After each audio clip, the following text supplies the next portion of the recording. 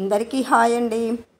ఈరోజు నేను మంచి టేస్టీగా అరటికాయ బజ్జీలు చేస్తున్నానండి. ముందుగా అరటికాయలు తాజాగా ఉండేవి తీసుకోవాలి. ఆ తర్వాత దానిపైన ఇలా తొక్క తీసేసుకోవాలి. పైన తొక్క తీసేసుకుంటే లోపల మనము రౌండ్గా కట్ చేసుకునే పద్ధతి చూపిస్తున్నాను. ముందుగా నేను ఒక్క అరటికాయకు బోలెడన్ని బజ్జీలు అవుతాయండి. అరటికాయ సైజు పెద్దగా ఉన్నాయి కాబట్టి నేను ఈరోజు అరటికాయ బజ్జీ ఎలా చేయబోతున్నానో చూపిస్తున్నాను. ఇలా చూడండి, రౌండ్గా ఇలా ముక్కలుగా తరిగి పెట్టుకోవాలి. మనం ఆలు బజ్జీ ఎలా చేస్తాము అలాగే సేమ్ కదా. అయితే ఇవన్నీ ఈ సైజు ముక్కలుగా తరిగి పెట్టుకుంటేనే మనకు బజ్జీ అనేది బాగా చక్కగా వస్తుంది. చూడండి, ఇలా పైన తొక్క తీసేయాలి. నేను ఒక్క అరటికాయ తొక్క తీసి మీకు ముక్కలు చేసి చూపిస్తున్నాను. ఇంకా మిగతాయి అన్నీ కూడా ఇలాగే కట్ చేసుకోవాలి. ఈ టైప్లో ఉండాలి ముక్క. మరీ సన్నగా ఉన్నదనుకోండి బజ్జీ అనేది పల్చగా వస్తుంది. కొద్దిగా మందంగా ఉంటే మనకు బజ్జీ అనేది కొద్దిగా బాగా ఉబ్బినట్టుగా చక్కగా బాగా చూస్తే నోరు ఊరిపోయేటట్టుగా మనకు ఆకర్షణ ఉంటేనే కదా ఏదైనా తినేది. ముందుగా ఒక బౌల్ తీసుకోండి. బౌల్ తీసుకున్న తర్వాత మనము ఒక్క అరటికాయకు నేను 2 స్పూన్లు అన్నం గరిటె అనమాట, 2 స్పూన్లు శనగపిండి వేసాను. కాస్తంత ఒక 1/2 టీ స్పూను మన వాము వేసాను. వాము నలిపి వేస్తే ఇంకా మంచి టేస్ట్ వస్తుంది. సరిపడా సాల్టు, సరిపడా అంటే సరిపడని, అరటికాయలో కొద్దిగా సాల్ట్ ఉంటుంది చూసి వేసుకోవాలి. కాస్తంత కారం అంటే మిర్చి పౌడర్, కాస్తంత మీ టేస్ట్ని బట్టి వేసుకోవచ్చు. ఇప్పుడు వాము వేసాం కాబట్టి వాము ఘాటుగా ఉంటుంది కాబట్టి మీరు మిర్చి పౌడరు సరిపడా వేసుకోండి. ఇది బాగా మిక్సింగ్ చేసి తర్వాత కొద్దిగా వాటర్ పోసుకుంటూ మనము బజ్జీ పిండి ఎలా కలుపుకోవాలో నేను చూపిస్తున్నాను. మీరు వాటర్ ఎక్కువైనా కూడా వేస్ట్ అయిపోతుంది, తక్కువైతే పోసుకొని మళ్ళీ కలుపుకోవచ్చు. అలాగని కొద్దిగా వాటర్ పోసుకుంటూ నేను పిండి అయితే బజ్జీలకు రెడీ చేస్తున్నాను. చూడండి, ఇలా కలుపుకోవాలి మొత్తము. కాస్తంత ఒక 2 చిటికెళ్ళు పసుపు వేస్తున్నాను. పసుపు ఎందుకంటే కొద్దిగా కలర్ఫుల్గా కనిపించాలి కదా మనకు. ఏదైనా మనం ఆర్గానిక్గా మన సొంతంగా ఇంట్లో చేసుకుంటున్నాం కాబట్టి సూపర్గా ఉంటాయి. ఇంకా బజార్లో చేసినవి అయితే మనం చెప్పనక్కర్లేదు. ఆ ఫుడ్ తిని రోగాల పాలు పడ్డవారు చాలామంది ఉన్నారు, అనుభవిస్తున్నారు కూడా. ఇప్పుడు ఈ మోతాదుగా పిండిని కలుపుకొని పక్కన పెట్టుకోవాలి. అంటే మనము అరటికాయ ముక్కలు అవి ఇవి తరిగి పెట్టుకుంటాం కదా, అలా కొద్దిగా ఒక 5-10 నిమిషాలు పక్కన పెట్టుకుంటే పిండి అనేది బాగా నాని బజ్జీ అనేది చక్కగా వేయగానే కొద్దిగా ఉబ్బినట్టుగా వస్తుంది. పిండి నానినప్పుడే మనకు బజ్జీ సూపర్గా వస్తాయి. ఇలా నేను అన్ని ముక్కలన్నీ కట్ చేసి పెట్టుకుంటున్నాను. అరటికాయ ముక్కలు చూడండి, ఇలాగా ముందు చూపించాను కదా, సేమ్ అన్నీ అలాగే కట్ చేసుకోవాలి. కట్ చేసుకొని ఇవన్నీ ఒక ప్లేట్లో పక్కకు పెట్టుకోవాలి. ఇప్పుడు పిండి మనము చూడండి, నేను అన్నీ ఒక్క అరటికాయకు ఇన్ని ముక్కలు వచ్చాయి. అంటే అరటికాయ సైజు పెద్దది కాబట్టి మనకు ముక్కలు అనేది ఎక్కువ వస్తాయి. అలాగే స్టవ్ వెలిగించుకొని కడాయి పెట్టుకొని ఆయిల్ వేసుకోవాలి. ఆయిల్ వేసుకొని వేడెక్కిన తర్వాతనే మనము ఎప్పుడు వేడెక్కితే అప్పుడు అరటికాయను పిండిలో ముంచి వేసుకోవాలి. చూడండి, ఇప్పుడు తీస్తున్నాను. మళ్ళీ మనము బజ్జీ వేసుకునేటప్పుడు మళ్ళీ కలుపుకోవాలి. ఎందుకంటే పిండి బాగా నాని ఉబ్బి ఉంటుంది కదా, కాస్తంత ఉబ్బుతుంది పిండి బాగా నానితే.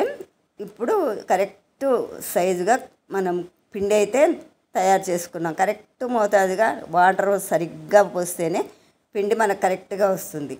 ఇప్పుడు ఈ అరటికాయ ముక్కలు ఇందులో వేసేసుకొని ముంచి మనం బజ్జీ వేసేసుకోవడమే. చెప్పాను కదా, ఆలు బజ్జీ ఎలాగ ఉంటుందో అలాగే ఉంటుంది. కానీ ప్రోటీన్లు మాత్రము మనకు చాలా విపరీతంగా అరటికాయలో ఉంటాయి. ఇప్పుడు చూడండి ఆయిల్ కూడా వేడెక్కింది, కాస్తంత పిండి వేసి చూసుకోవాలి. మరీ మాడిపోయినట్టుగా ఆయిల్ కాగిందనుకోండి, మసిలిందనుకోండి, బజ్జీ అనేది టేస్ట్ ఉండదు, మాడు వాసన వచ్చేస్తుంది. కాబట్టి వెడల్పు కడాయి తీసుకోండి కొద్దిగా. మరి గుంట కడాయి అయితే ఒకటికొకటి అంటుకుపోతుంది. నేను చెప్పిన విధంగా మీరు చేసుకున్నారనుకో బజ్జీలు అయితే సూపర్గా వస్తాయి.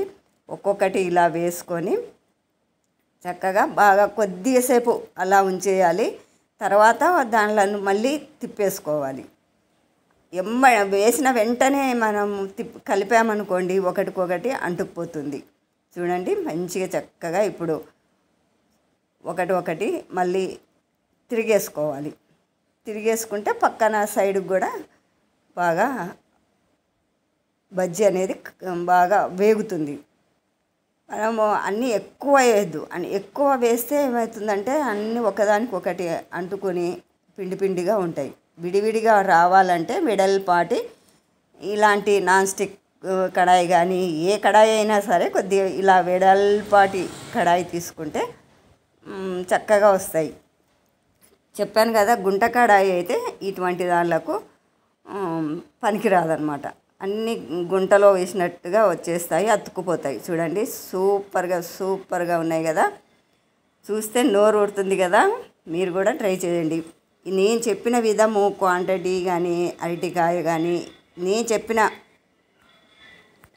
నేను చెప్పిన విధంగా మీరు కూడా ట్రై చేయండి, వండుకోండి, తినండి, టేస్ట్ చూడండి.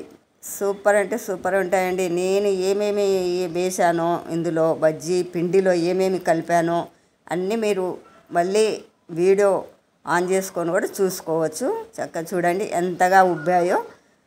మనం బజ్జీ మన అరటికాయ ముక్క సైజు చిన్నగా ఉంది కానీ బజ్జీ పిండి నానిన తర్వాత మనకి ఈ మోతాదులో వస్తాయి.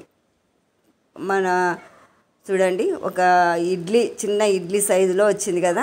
పిండి బాగా నానినప్పుడే మనకు బజ్జీ అనేది చాలా స్మూత్గా ఉంటాయి, కానీ మన స్పైసీగా ఉంటాయి, తర్వాత క్రిస్పీగా కూడా ఉంటాయి. అప్పటికప్పుడు వేడిగా చేసుకొని తినాలి, చాలా క్రిస్పీగా ఉంటాయి. మనము చేసుకునే విధానాన్ని బట్టి వంటలు అనేది మనకు అద్భుతంగా కుదురుతుంటాయి కదా. అయితే మీరు కూడా మంచిగా ఏ కాలమైనా కూడా మనం బజ్జీలు తినే కాలమే. మనకు రుచి కావాలన్నప్పుడు నోటికి ఏదో ఒకటి చేసుకోవాలి, తినాలి అనుకున్నప్పుడు మనం అరటికాయ అందుబాటులో ఉంటే ఇంకా మంచిదండి. అరటికాయలో చాలా ప్రోటీన్లు ఉంటాయి. పచ్చి అరటికాయ, కూర అరటికాయ అంటేనే మార్కెట్లో దొరుకుతాయి. అలాంటి తెచ్చుకున్నప్పుడు మనం కర్రీలు చేసుకోవచ్చు, తర్వాత ఇలాంటి టిఫిన్లు కూడా చేసుకోవచ్చు. అయితే నేను చెప్పిన విధానము, నేను చేసి చూపించిన విధానము ఎలా ఉందో మీరు కూడా ట్రై చేయండి. ఎందుకంటే మనం ఇంట్లో చేసుకుని తినే ఫుడ్డు చాలా అమృతంలాగా ఉంటుంది. అమృతం అంటే రోగాల పుట్ట కాదు. బయట తినేటివన్నీ, బయట రోడ్డు సైడ్ తినేటివన్నీ రోగాల పుట్టలు. మనం రోగాలు ఒకసారి బయట ఈ కాలంలో అంటే ఇప్పుడు పాతకాలంలో అయితే బయట టిఫిన్లు కూడా ఒరిజినల్గా ఉండేవి. ఈ కాలంలో అంతా డూప్లికేటు, అంతా కల్తీ, ఆయిల్ కల్తీ, పిండి కల్తీ, అన్నీ కల్తీ కదా. మీరు ఎప్పుడైనా ఇంట్లో సరదాగా అందరూ కూర్చొని తినాలి అనుకున్నప్పుడు ఇలా ట్రై చేయండి. ఓకేనండి. అరటికాయ బజ్జీ ఎలా చేశానో చూపించాను కదా, మీరు కూడా ట్రై చేయండి. నమస్తే అండి, థ్యాంక్ యూ.